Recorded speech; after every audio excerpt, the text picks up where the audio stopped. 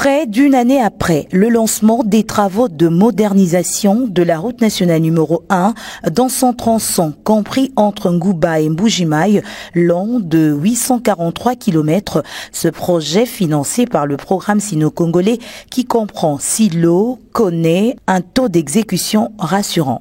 Le ministre d'État, ministre des Infrastructures et Travaux publics, en séjour dans la province du Lualaba, a effectué le mercredi 11 juin 2025 une visite d'inspection des travaux ambitieux que réalise l'entreprise CISC et ses sous-traitants sur cette linéaire attendue dans 3 ans. Ayant parcouru en 2 heures du temps seulement les 145 km de Ngouba à Lubudi, chose impossible il y a peu, le ministre d'État des ITP, Alexis Gisaro Mouvouni, se dit satisfait de l'avancement des travaux sous la supervision de la CGT et du BTC représentés dans cette visite par leurs directeurs généraux. Des réalisations combien louables qui respectent d'ailleurs le planning des travaux.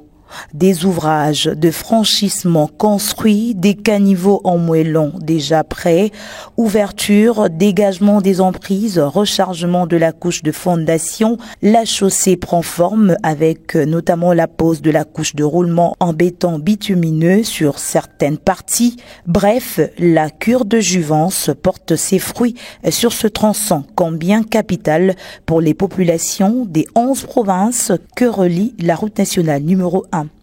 La promesse du chef de l'État, Félix Tshisekedi, faite à ses compatriotes, se concrétise petit à petit, rassure Alexis Gisaro Mouvouni, qui loue l'avancement des travaux avec notamment l'ouverture de la route d'ici la fin de la saison sèche. Il faut savoir que ce projet est un projet capital pour nous. Ça veut dire que vous partez de Banana, pratiquement sous la côte atlantique, en passant par Matadi, Kinshasa, Kenge.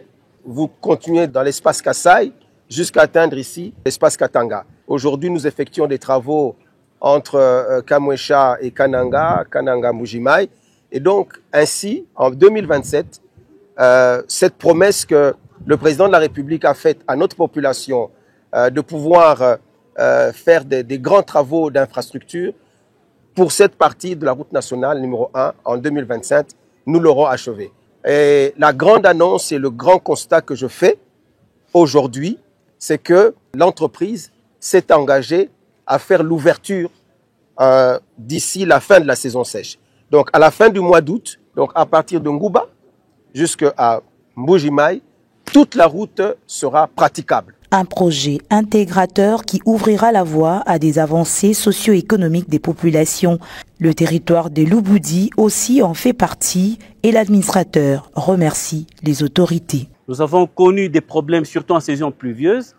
Nous avons connu des bourbiers qui ont fait en sorte que des véhicules pouvaient faire de Lubudi, Ngouba, plus de 2-3 semaines pour arriver à Fungurume.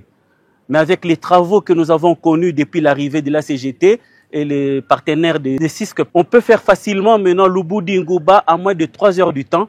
Et le mardi 10 juin 2025, le patron des infrastructures avait inspecté le projet de modernisation et exploitation de la route Kolwezi-Sakabinda, longue de 53 km, ainsi que le port sec de Sakabinda.